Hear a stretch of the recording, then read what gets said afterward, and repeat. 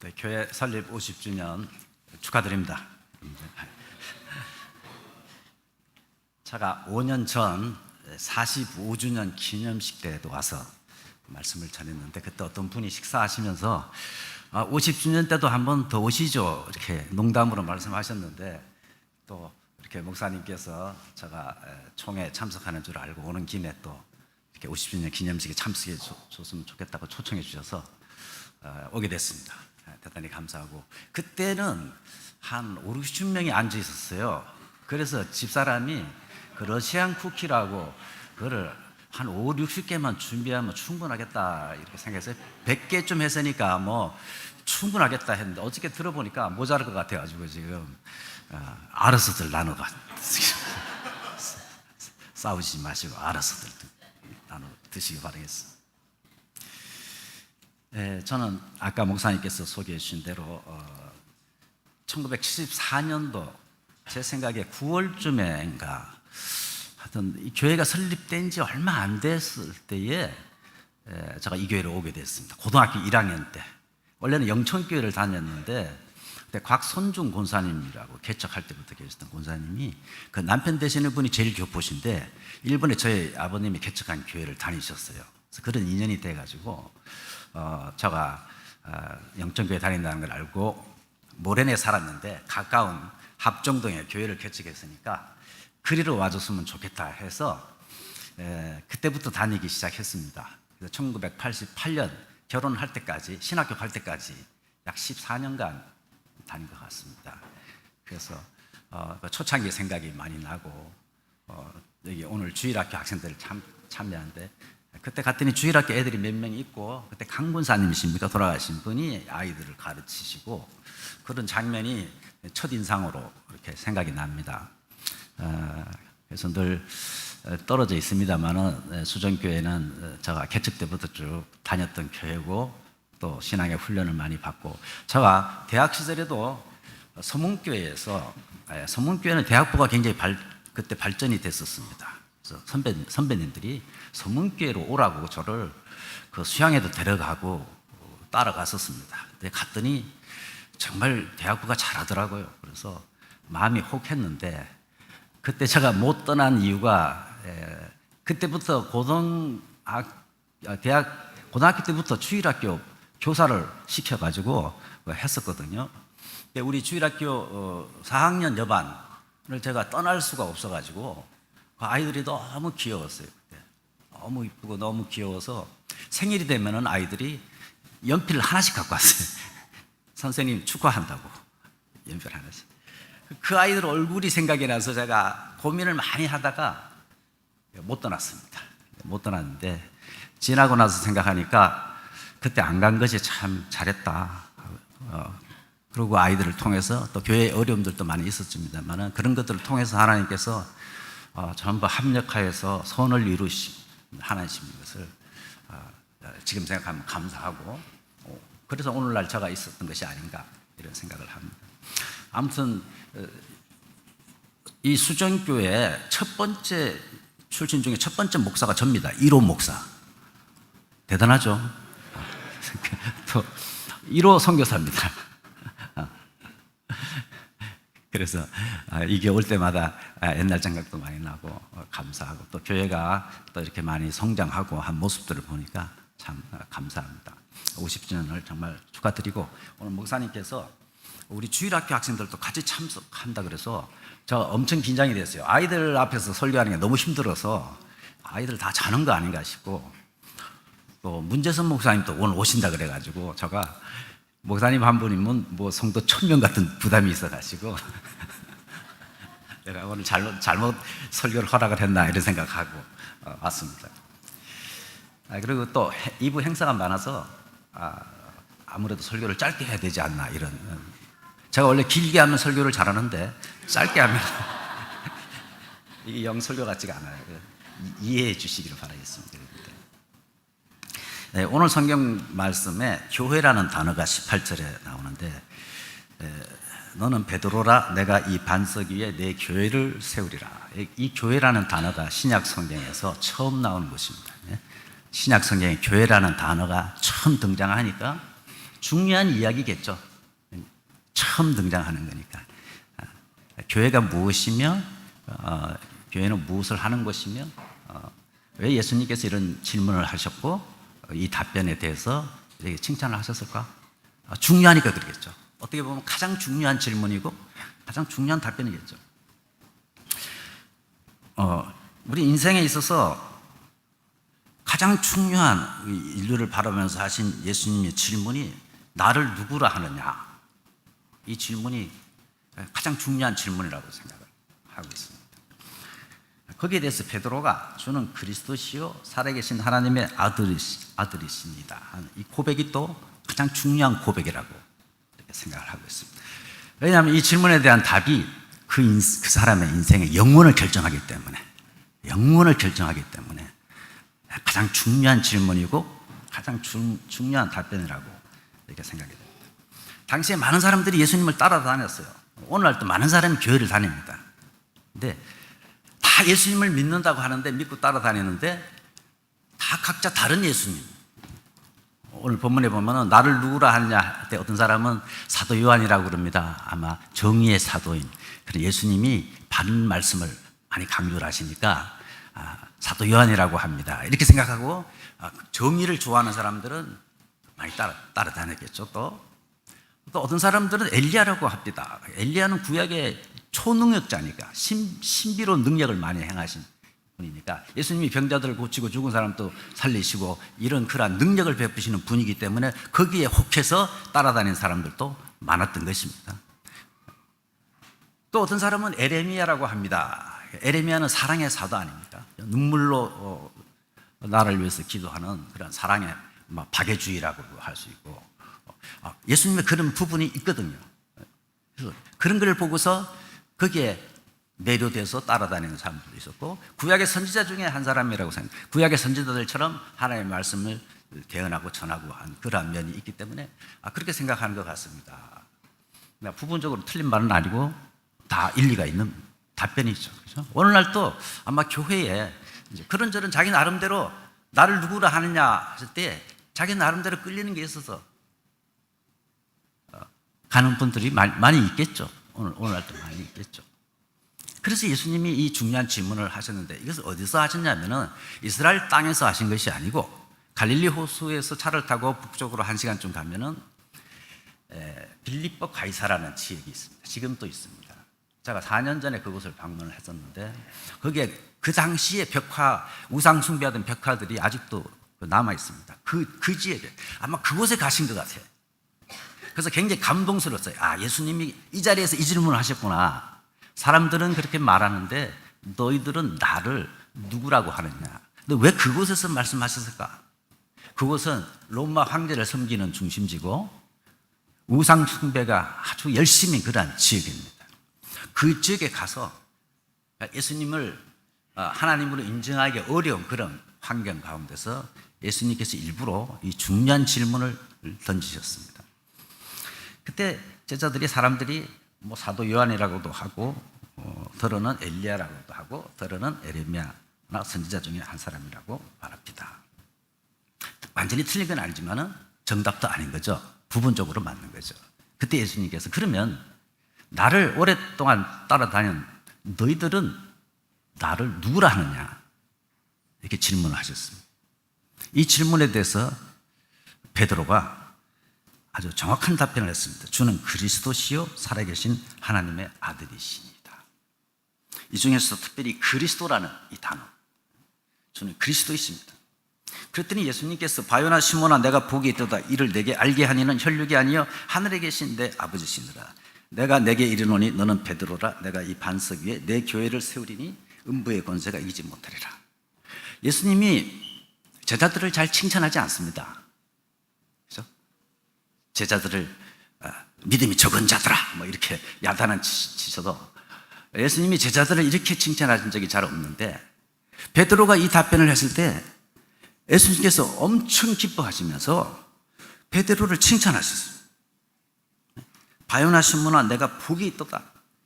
이를 내게 알게 하니는 혈육이 아니요 하늘에 계신 내 아버지다. 즉 베드로가 정답을 말한 것입니다. 예수님이 너무 기뻤어요. 여러분들 자신을 정확하게 알아주는 사람을 만나면은 굉장히 기쁩니다. 저도 외모만 보고 저를 판단해가지고 무시하는 사람들 보면 아주 기분이 안 좋아. 그렇죠? 우리는 외모만 보고 사람을 판단하잖아요. 근데 정확하게 나에 대해서 알아주고 인정해 주면은 그처럼 기쁜 게 없죠.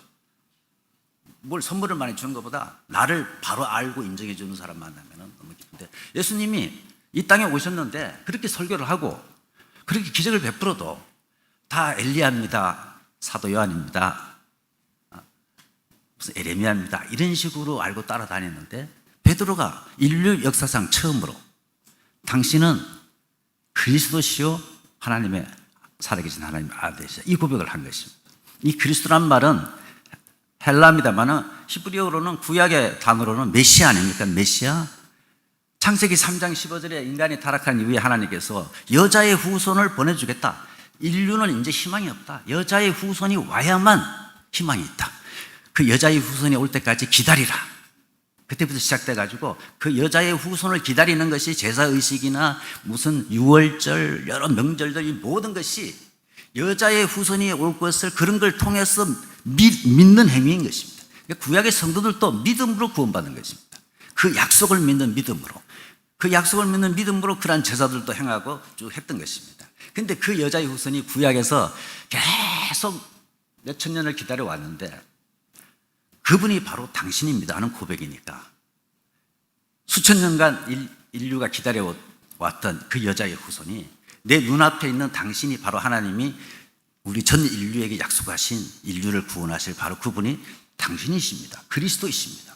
메시아이십니다. 이렇게 고백을 하니까 예수님이 너무 기뻤어.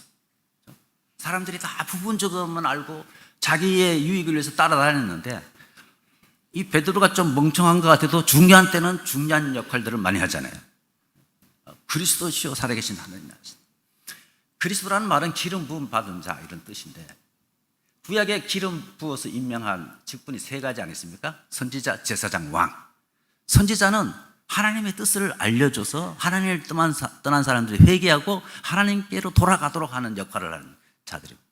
제사장은 백성들의 죄를 대신해서 제사를 지내면서 죄로 가로막힌 하나님과 이 죄인들 사이에 중보자 역할을 하는, 죄 문제를 해결하는 중요한 역할을 하는 사람, 그 사람을 임명할 때는 기름을 부었습니다. 왕은 백성들을 보호하고 적들의 침입으로부터 자기 백성을 보호하는 그러한 중요한 역할을 하는 자였습니다. 그 사람들을 임명할 때는 기름을 부었습니다. 근데 그리스도라고 하는 단어는 기름 부음 받은 자라는데 이름이 좀 특이하잖아요. 옛날에 제가 성경 공부할 때 예수 그리스도라는 이름의 성이 무엇입니까? 이렇게 물어봤어요, 일부러. 그랬더니 성은 예수고 그리스도는 이름입니다. 이렇게 대부분 그렇게 답변해요. 여기는 질문 안 하겠습니다. 예수가 성이고 그리스도가 이름이라고 이렇게. 예수가 이름이고 그리스도는 직분이죠. 직분명이죠. 그러니까 무슨 사장하는 거죠. 사장, 목사 이런 직분명이 그리스도. 근데 그 뜻이 기름 부음 받은 자는 이상한 뜻을 갖고 있어요. 왜 그랬습니까? 제사장, 선지자, 왕을 임명할 때는 기름을 부어서 임명하기 때문에 예수님은 곧 제사장이요, 선지자요, 왕으로 이 땅에 오신 분이십니다. 즉 인류의 근본적인 문제를 해결하러 오신 분입니다. 하나님을 떠난 죄인들에게 하나님께로 돌아가는 길을 가르쳐주고 하나님의 뜻을 가르쳐줘서 회개해서 하나님께로 하나님 만나도록 하는 길 대신 선지자로 오셨고, 자기 자신을 친히 십자가에 못 박히게 하셔서 죄 문제를 해결하러 이 땅에 오신 제사장으로 오셨고, 죄와 사탄의 권세로부터 자기 백성을 구원하고 건지고 보호하고 지키신 참된 왕으로 참된 자유와 평화를 주시기 위해서 이 땅에 오신 참된 왕이시기 때문에 그리스도라는 이름으로 기름 부음 받은 자 이런 이름을 하나님께서 주신 것입니다. 그런데 베드로가 이 역사가 인류 역사가 생기고 나서 가장 중요한 이 문제, 그리스도가 누구인가, 언제 오는가 다들 기다리고 있었는데 당신이 바로 구약에서 그토록 기다려왔던 그 여자의 후손 메시아 그리스도이십니다. 살아계신 하나님의 아들 그리스도이십니다 라고 정확하게 고백을 하니까 예수님이 너무 기쁘셨어요. 너무 기쁘셔서 평소 칭찬을 잘 안 하시는 예수님께서 이렇게 크게 칭찬을 하셨습니다.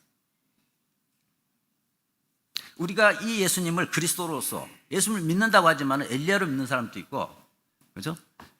정의를 위해서 사도 요한처럼 믿는 사람, 세례 요한처럼 믿는 사람도 있고, 초능력만 바라보는 그런 사람도 여러 각도에서 예수님을 믿습니다만은, 예수님을 그리스도로 우리가 참으로 영접을 할 때에 우리는 하나님을 만나는 것입니다. 이분을 영접할 때 우리는 모든 죄와 저주에서 자유롭게 되는 것입니다. 이분을 영접할 때 우리의 운명을 지우고 있는 사탄의 세력에서 저희가 완전히 자유함을 얻게 되는 것입니다. 그러니까 인간의 문제가 여러 가지가 있습니다만은, 정확하게 말하면 문제가 하나밖에 없습니다. 그 영적인 문제인데 무슨 문제냐? 인간이 하나님을 떠났다는 것입니다. 하나님을 떠났기 때문에 거기에서부터 모든 문제가 발생되는 것입니다. 근데 세상에서는 교육, 정치, 과학 부분적으로 그 문제를 해결하려고 노력을 합니다만 부분적으로 해결이 돼요. 그러나 근본적으로 해결이 되지 않습니다. 절대로. 저희 예수 믿는 사람들은 여기에 대해서 자신을 가지고 있어야 되죠. 근본적인 문제가 어디에 있느냐? 여러분들 저 병원에 가면 의사들이, 저도 당뇨가 조금 있어서 병원에 한 달에 한 번씩 간대요. 의사 선생님이 1분 정도밖에 진료를 안 해줘. 1분. 그래서 나는 아르바이트를 해보니까 일본에서 제가 아르바이트를 한 적이 있는데 병원 거기 식당에서 하루 종일 1시간 내내 일해도 그때 800원 주더라. 800에. 우리나라는 8,000원. 근데 의사는 앉아가지고 1분 그냥 이야기만 해주고 저렇게 돈을 많이 받지 도둑놈이네. 내가 이렇게 생각했어요. 근데 또 역으로 가만히 생각해 보면은 그 원인을 제대로 알기 위해서 얼마나 공부를 합니까? 의사들이 얼마나 공부를 합니까? 그 말도 못하게 고생합니다. 그래서 그 정확한 원인을 안다는 것은 쉬운 일이 아닙니다. 모르는 사람들이 저까지 쉽게 그렇게 말을 했지, 진짜 아는 사람은 그것도 싸다 이렇게 말을 했습니다. 그것도 싸다. 이 세상의 원인, 문제를 정확하게 아는 것이 너무너무 귀한 것입니다. 이 문제가 하나님을 떠나서 결국은 이런저런 문제가 다 생겼습니다. 그러면 이 문제를 해결하는 것도 부분적으로 해결될 문제가 아니고 근본적으로 하나님께 돌아가야 됩니다. 하나님. 돌아가는 길을 모른다는 거죠. 그래서 예수님께서 내가 길이다, 진리다, 생명이다 이렇게 말씀하셨습니다. 그래서 기독교는 착한 일을 많이 하는 종교가 아니고, 착한 일은 물론 해야죠. 예수님이 누구냐, 나를 누구라 하느냐의 질문에 대해서 바르게 대답하는, 예수님을 바로, 그래서 우리를 기독교라고 그럽니다. 그리스도교라고 하는 것입니다. 예수님을 그리스도로 믿는 사람들이기 때문에, 즉 예수님을 그리스도라고 믿는 것은 내 인생의 답이라는 것입니다. 예수님이야말로 내 인생의 모든 것 되시는, 하나님께서 약속하신 인간의 근본적인 문제를 해결하러 이 땅에 오신 그분이 내 인생의 답입니다 하는 고백이기 때문에, 베드로처럼 이 고백을 제대로 해야 예수님을 믿는 사람이라고 말할 수 있을 것입니다. 오늘 예수님께서 베드로에게 18절에 보시면 중요한 말씀하십니다. 너는 베드로라, 내가 이 반석 위에 내 교회를 세우리니. 교회라는 단어가 나오잖아요. 내 교회를 세우리니 음부의 권세가 이기지 못하다. 여기 보면 교회를 목사가 세운다든지 장로가 세운다든지 이렇게 표현하지 않고 있습니다. 예수님 자신이 내가 내 교회를 세운다 그랬어요. 그러니까 저희들은 착각하면 안 되죠, 그죠? 훌륭하신 장로님이나 훌륭하신 목사님이 교회를 세우는 것이 절대 아닙니다. 예배당을 화려하게 잘 마련하고 사람을 많이 끌어모아도 그것을 교회라고 할 수 없습니다. 지금 보면 이단들은 더 잘 사람들을 모으는 것 같아요. 건물도 더 아름답게 짓고. 뭐가 교회냐? 오늘 예수님께서 베드로의 신앙 고백을 듣고 주는 그리스도시요 살아계신 하나님의 아들이시니이다는 이 고백 위에 내 교회를 내가 세우겠다 그랬어요. 즉 다른 말로 말하면 예수님을 그리스도시고 살아계신 하나님의 아들이시니라 고백을 안 하는 사람들이 아무리 많이 모여도, 즉 엘리야입니다, 세례 요한입니다, 에레미야입니다, 선지자 중에 하나입니다, 이렇게 믿는 사람들이 아무리 많이 모여도 교회라고 할 수 없어요. 주님이 이 베드로의 반석 같은 이 신앙 고백, 이 베드로 위에 지었다는 것은 베드로 원래 반석이라는 뜻 아닙니까?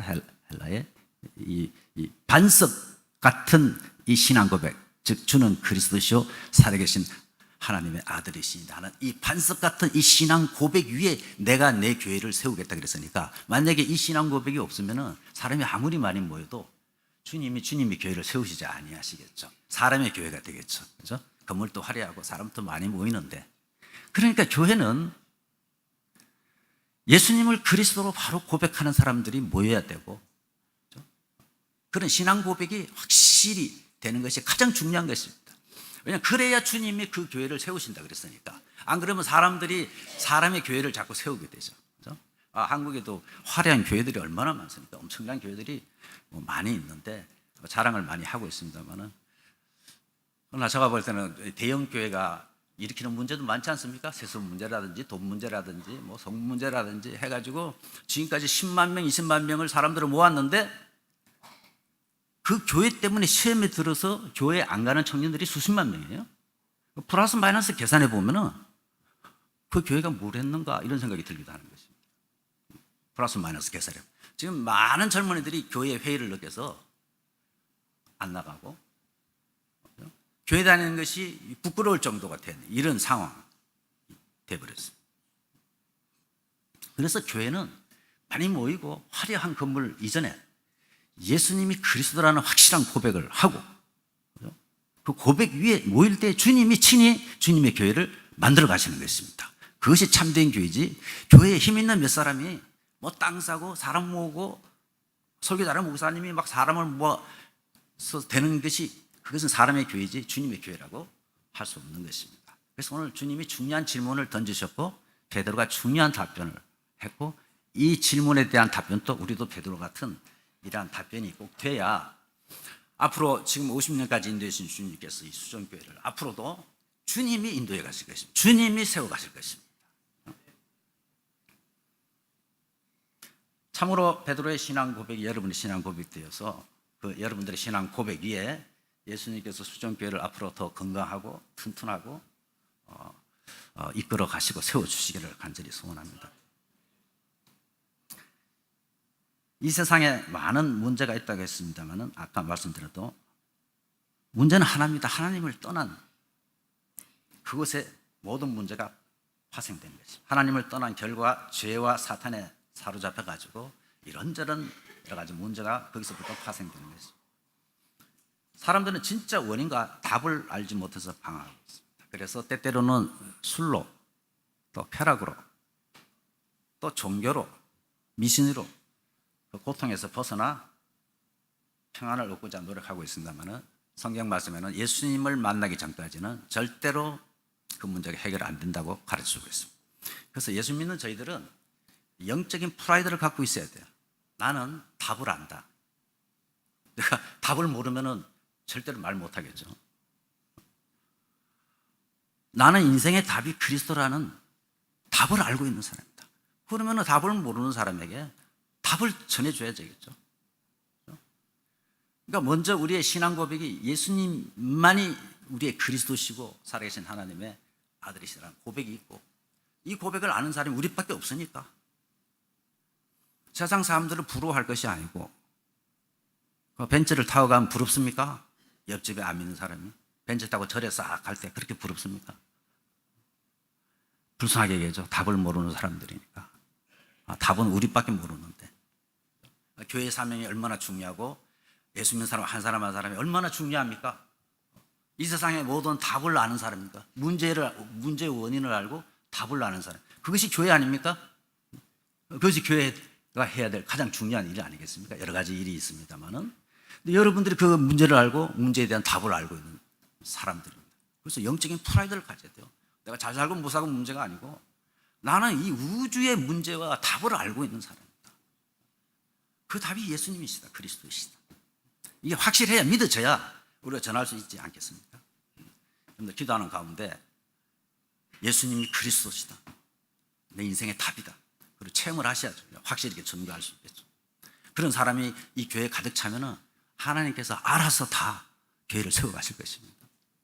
인간적인 방법 안에서도 하나님께서 알아서 수정교회를 더욱더 축복하시고 이끌어 가실 줄 믿습니다. 저는 50년 전부터 다녔으니까 50년간 이 교회를 봐왔습니다. 오다 가다 보기도 하고 뭐 소식을 듣기도 하고 뭐 자세한 건 잘 모릅니다만은 뭐 크고 작은 어려움들도 많이 있었습니다. 또 여러 사역자들이 저는 이제 목사님 기억나시는 분은 초대 목사님 오종덕 목사님이었어요. 우리 교단에 유명한 오종덕 목사님. 나이가 많이 드셔가지고 이 거동을 못 하셔가지고요. 저 지하실에서 사셨는데 삼천 예배실까지 못 올라오셔서 그 아드님하고 저가 고등학교 때 이렇게 손으로 이렇게 밑에 받쳐가지고 계단을 올라서 설교하시고 마이크를 잡을 힘이 없어서 목에다가 이렇게 줄로 마이크를 걸어가지고 설교하셨어요. 그리고 저녁 설교는 올라오기가 뭐해서 방에 누워 계셔서 목에다가 이렇게 걸어주면은 전도사님이 사회를 보다가 부자를 삑 누르면은 지하에서 방에서 설교를 하셨어요. 왜 처음 오는 사람들이 깜짝 놀랐어요. 무슨 귀신이 소리를 나는지. 아무도 없는데 스피커에서 목사님 설교 소리가 들렸으니까. 하여튼 그 목사님은 말씀을 증거하는 것을 그렇게 기뻐하셨어요. 그 다음에 하청조 목사님이 오셨어요. 그 다음에 윤석철 목사님, 세 분 목사님이 계셨을 때 제가 신앙생활을 입에서 했었습니다. 그때 성가대도 제가 좀 하는데 이흥우 장로님이 그때 성가대장도 하시고 저는 베이스를 했었습니다. 베이스를 하고 조그마한 성가대였습니다만 그런 기억들이 많이 나는데 하나님께서 이렇게 아름답게 오늘까지 인도해 주셔서 참으로 감사합니다. 여러 사람들이 물든 사람도 있고 씨앗을 심은 사람도 있고 키운 사람도 있습니다만 결국 하나님께서 이 교회를 오늘날까지 인도해 주셨다고 믿고 모든 것이 하나님의 은혜라고 생각합니다. 아까 오 장로님 기도하실 때 저도 막 눈물이 나더라고요. 그 기도 한마디 한마디가 참 옛날 생각을 나게 하면서 참 감회가 깊었습니다. 계속해서 100주년 때도 불러주시면 제가 죽지 않고 끝까지 버텨가지고 장수를 하도록 노력하겠습니다. 기도하겠습니다. 할렐루야. 살아계신 하나님 아버지, 우리 수정교회를 50년간 주님께서 은혜 가운데 인도해 주셔서 감사합니다. 우리들은 부족하고 우리들은 연약한 부분이 많이 있었지만 예수님을 그리스도로 고백하고 믿음으로 살려가는 신앙 고백을 통해서 오늘까지 이 교회를 지키시고 인도해 주신 것을 믿습니다. 앞으로도 수정교회를 주님께서 붙잡아 주시고 참다운 신앙 고백하는 자들이 이 교회에 가득 차서 예수님이 세워가는 교회가 될 수 있도록 축복하여 주옵소서. 원수마귀가 틈타지 못하는 그러한 건강하고 튼튼한 교회가 되도록 축복하여 주옵소서. 예수님의 이름으로 기도합니다.